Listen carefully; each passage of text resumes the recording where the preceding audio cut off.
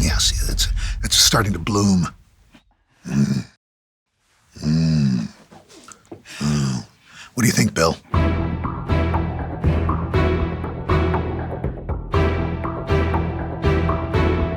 Hey, what's going on, everybody? For First We Feast, I'm Sean Evans, and you're watching Hot Ones. It's the show with hot questions and even hotter wings. And today I'm joined by Al Roker.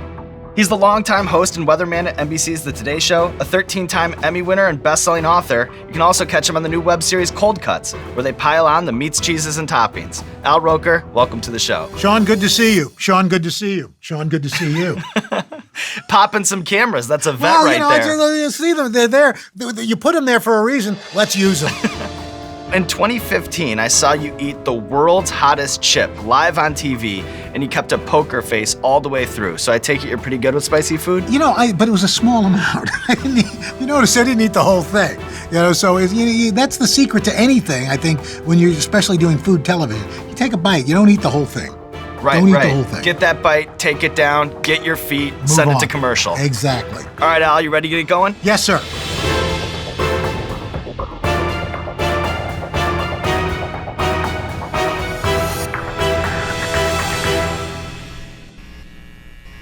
And you'll start at the handle. At the handle. Oh, I see. Of the board there. Mm-hmm.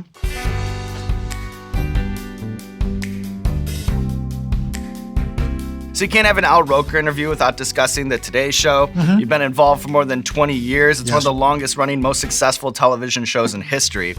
And then The Today Show is unique in that you'll do these segments live around a screaming crowd. When you think of all the bizarre faces to face you've had with civilians on the street, is there a story that stands out? Well, this was years ago, there was a guy holding a sign that said, Chris, will you marry me? And I thought, oh, this is great. I'm going to go over and I'm going to say hi. And my producer said in my ear, don't do it. I'm like, what does he know? I know what it is. So I go up to and I say, so you love Chris? He goes, well, I love Chris, but I love Jeff more. And with that, turns to the guy next to him and gives him a big, big open mouth kiss. And I looked into the camera and said, see, they won't even show you that on Will and Grace.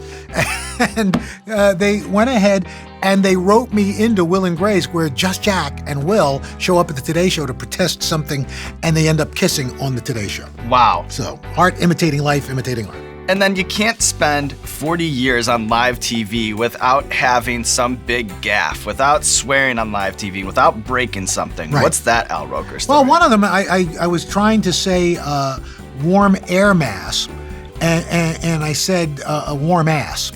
And so that made the rounds very nicely. It was good. Another time I was covering a Hurricane Wilma. There's a camera guy holding me down, and I literally went down like a ton of bricks. I've seen that clip. Yeah, oh yeah, it's everywhere.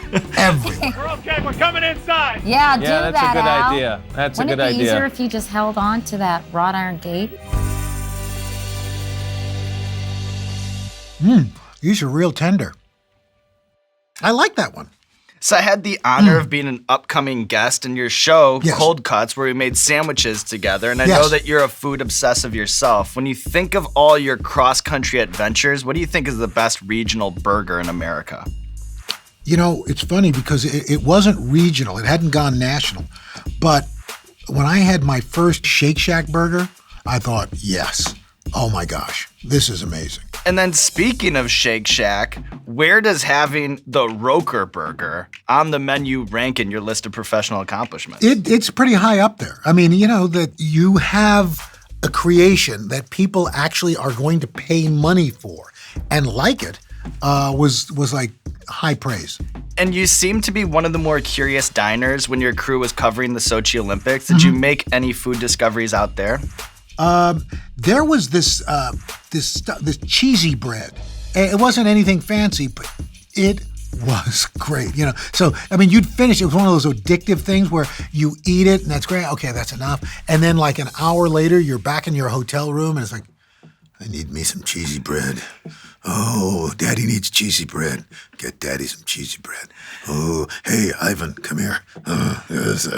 Cheesy bread. Putin probably has tapes of me ordering cheesy bread. All right, so this next one is the Pirate's Lantern. Arr.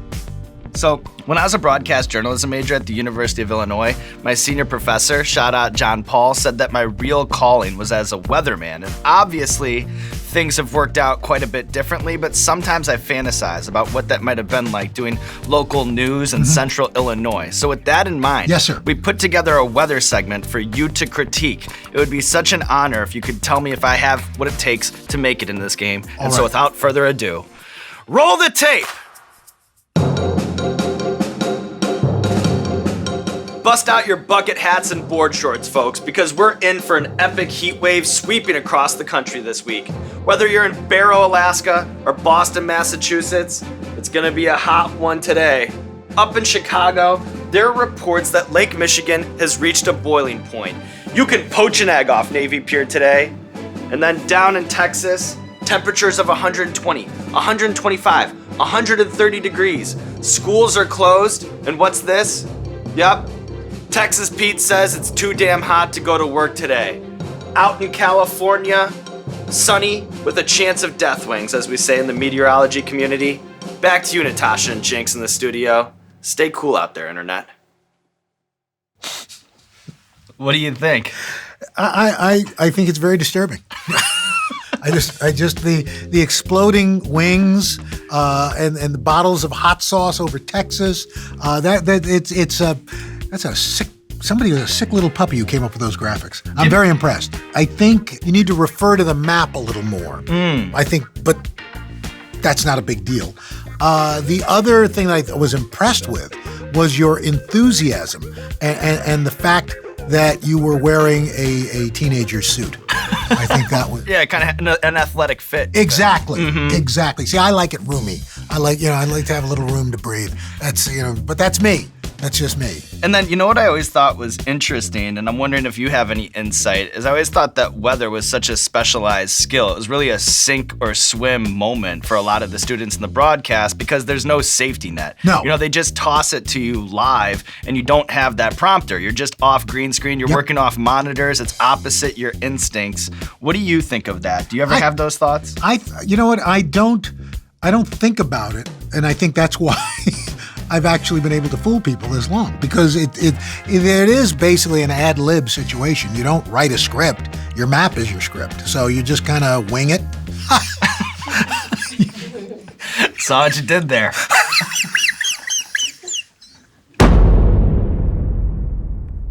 So this next one is the son of zombie. Ooh, that sounds dangerous. Is it true about milk? Because I've always been told about milk. Milk is a good way to cleanse the palate a little bit, but nothing's gonna totally save you, No. Just kind of dampen the flame. Exactly. So here on Hot Ones, we often ask celebrities what it's like to be name-checked in hip-hop lyrics, and you're pretty unique in that you've been name-checked for decades, from Das FX in the 90s all the way up to Pusha T on his latest album. So with that in mind, I want to pull some of the most iconic Al Roker hip-hop lyrics. I'm wondering the ones you like, the ones you don't get, maybe they resonate with a certain time in your career. We can just go from there. Does that sound good? Because that would be great, because I don't really know them. So I'll introduce you to these. Okay. All right. So this first one is from Jay-Z. Okay. It's off a song called Hate. My hustle's so Russell. I stretch work, yoga. I got it down, dog. Al Roker. I used to knock pounds off. That's. I guess he's referring to when I've lost weight. So and from Jay-Z, that's high praise indeed. I want to go by like Al R, but it doesn't have the same. That would be your rap name. That would be Al R. So it's not. See, it doesn't really work. This next one is from Pusha T, and it's off a song called If You Know, You Know. Dance contest for the smokers. I predict snow. Al Roker. If you know, you know. Yeah, I don't know. I don't know what it means. I don't. My 19-year-old called me and said, "Dad, really? Pusha T?" And I'm like, "Okay, first, who's Pusha T? And secondly, I don't know what you're talking about." Then I Googled and found out he's got a beef going with Drake. Right. And so I think it basically is because my last name rhymes with a lot of words. Mm-hmm. It works. So this is Los Calientes. Uh-huh. We put it in our sandwiches today. Yes.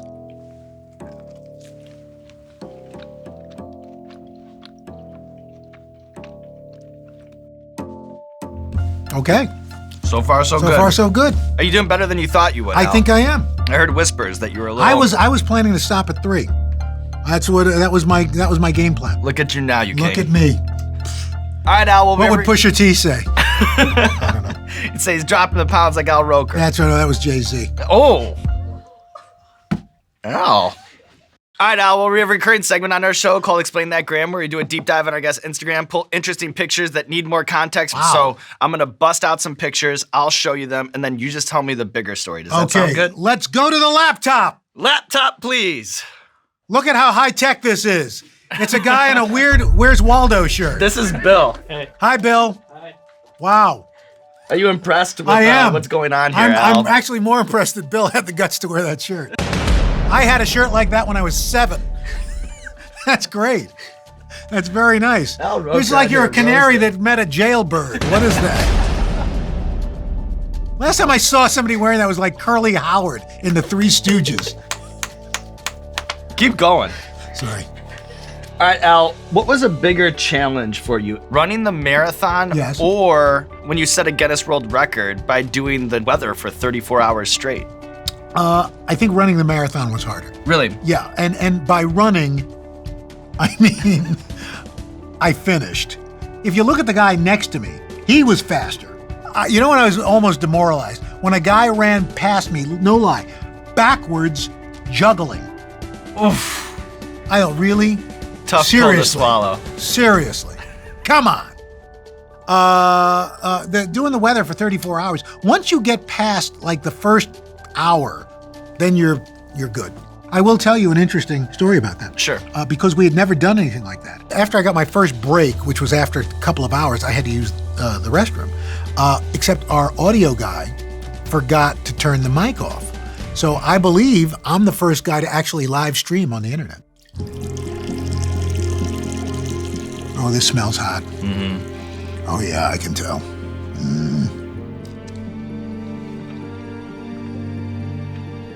Yes, as soon as you bite into it, you know.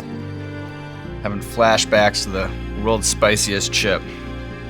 Yeah, see, it's starting to bloom.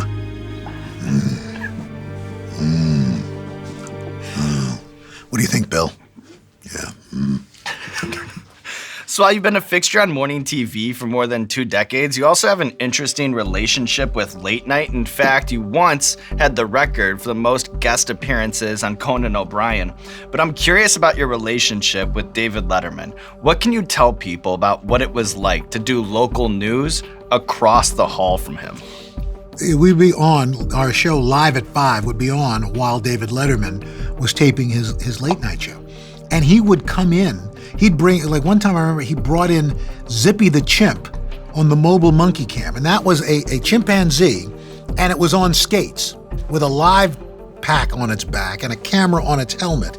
And it comes skating into the studio. It was crazy. One time he came in and said, he goes, "Hey, Hal Gurney," the director, he goes, "How is Al Roker doing the weather?" And he literally, they took a camera and he walked across the studio and came in and busted in and did weather with me. Crashed your live broadcast. And Letterman started as a weatherman, you know. So to the point where our anchor guy, this guy Jack Cafferty, who didn't find it all that amusing, tried to get them to lock the studio, you know, so that, and as somebody pointed out, yes, but you see, if there was like, say, oh, I don't know, a fire, we can't get out.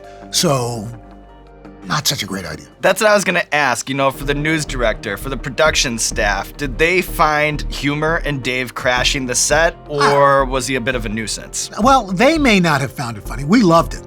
I could tell, you know, because that's one of the great internet rabbit holes to go down, is to go look at these vintage clips. So I highly recommend them because there's no way we can clear them. Yeah. But you always seemed to have a great sense of humor about the whole thing, and then sometimes there was a weird energy elsewhere. Come on, I mean, you're on network television with David Letterman, one of the funniest guys going. I mean, please, that for a kid who wasn't even supposed to be on TV, that's gravy. I can sense trouble already. It's kind of almost a ashy type of smell.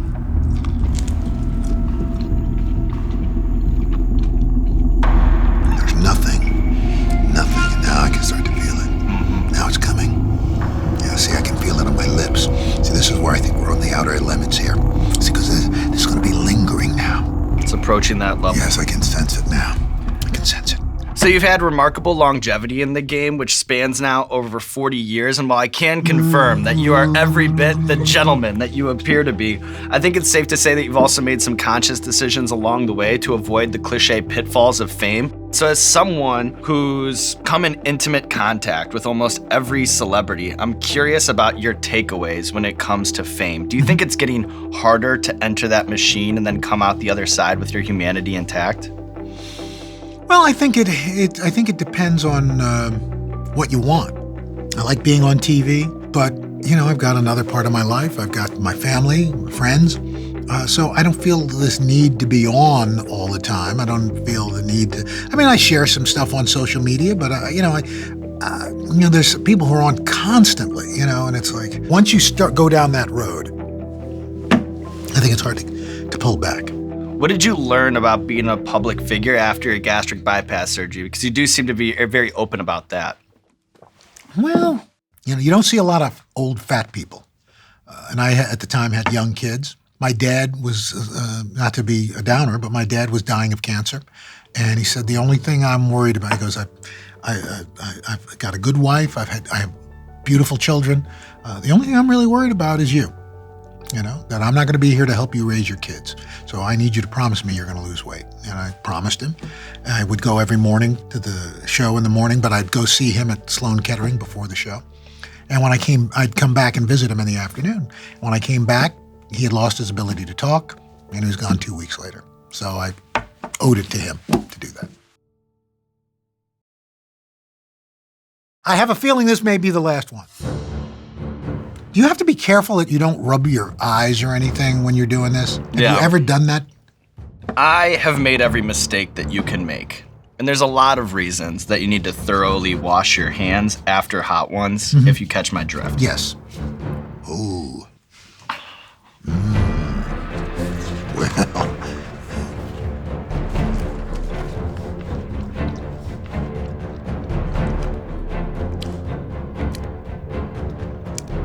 Some people think that you play it safe on air, but there's also a faction, including a whole section of Reddit, that thinks that your quips are brilliantly coded, like a Drake diss. You have to call in a forensics team to decipher it. Any comment on the anatomy of an Al Roker on-air clapback? I don't know. Here's the thing. I think people are giving me a lot more credit because I don't really think about it. Life's too short. It pops in. If I think I can say it and I'm not going to get in trouble, I say it. You're around long enough. You've got enough lines in the back of your head to fit almost any situation. Can I just say one thing? Yep. One of the best lines in doing our show, Cold Cuts, you had one of the best lines. The question, and I don't know if you've shared this with your viewers, what's the one question that the weirdest question that somebody's asked you? How's your butthole doing? Yeah, that's a good one. I see that. I see a line of T-shirts out of that. You know who would wear one? Bill. Bill would. Yeah. As long as we stripe it. Exactly. Yeah. I'm sorry, I digressed.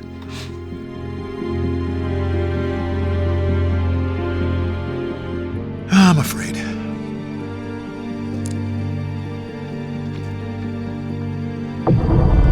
That's going to cause problems. Wow. See, there's no taste of chicken in that whatsoever. This could be a sponge. Pure hellfire. Yeah. So I know that you love the morning-to-morning grind of doing the Today Show, but it does seem that you have a special affinity for covering the Olympics. It's so storyline-driven, which must be unique for somebody who's a news person and a fan of the games. Who was the most interesting Olympian to cover? I really enjoyed Chloe Kim let me back up. I love Chloe Kim. But as far as just kind of a breath of fresh air, Adam Rippon had probably one of the greatest lines ever. Hoda Kotb and Savannah are interviewing him, and he's already having a great. And Hoda says, "Is there anybody at the Olympics having a better time than you?" And he said, "Oh, I don't know. Anybody who's won a medal?" It was so refreshing, and he's got this joy I saw him at the Time 100 Most Influential dinner, and he just exudes joy. Well, not to put any pressure on you, Al, but he did Hot Ones and ran the gauntlet. Yeah, And now... well, but here's the thing. He's an Olympic athlete. But you know what? I'm a weatherman. I sat across the table from him. I looked in his eyes just as I'm looking into yours. And you know what? What? I see the spirit of a warrior in front of me. I don't think so.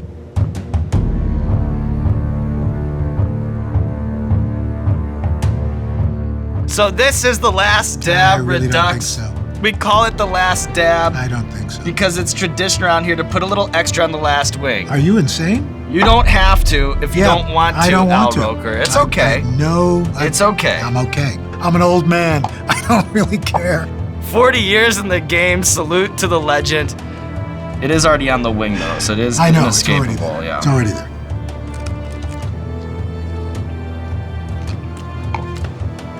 Oh, this is one you guys make yourself. Very perceptive. Pepper X and chocolate pepper X. I have a feeling. Never mind. See, that was one. I saw where you were going to go with that. I saw where you were going to go with that. But then I hear my wife saying, "Come on! Stop it! Have you no decency?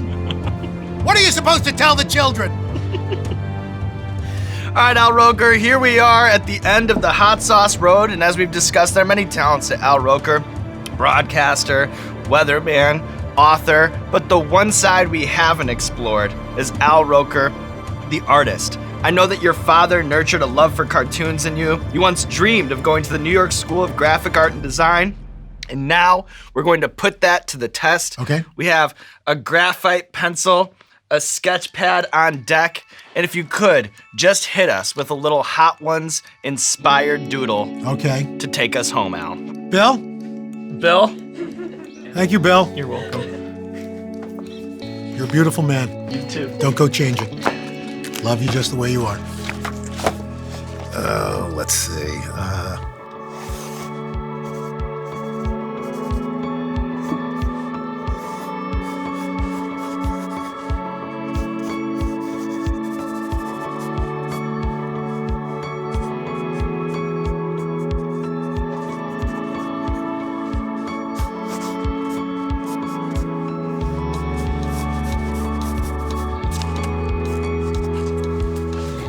Hold up that masterpiece. Can you explain it to the people out there? It's a sunshine with flames coming out of his mouth. That's how hot it is. It's hotter than the sun. And you know what? It's beautiful. Hang it up in MoMA. Al Roker, all the way through the chicken wing gauntlet. Look at you, my man, and you didn't think you could, but look at you now. Every now and then you surprise yourself. And now, Al, there's nothing left to do but roll out the red carpet for you, my man. This camera, or this camera. Let the people know what you have going on in your life. What do I have going on in my life? I have everything. I've got the respect of Sean. I've got the love of Bill. And I've got my wife going, "Why the hell are you on this?" Good job, Al. Good job.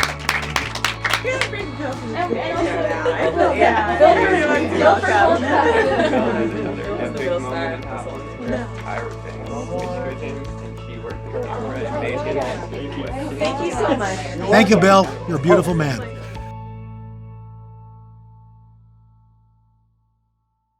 Breaking news, Hot Ones fans. This is Sean Evans checking in to say there's a major storm a-brewing. Make sure that you batten down the hatches, stock up on non-perishables, and while you wait out the storm, why not binge watch some old Hot Ones? Like, comment, subscribe. Who appreciates you? Me.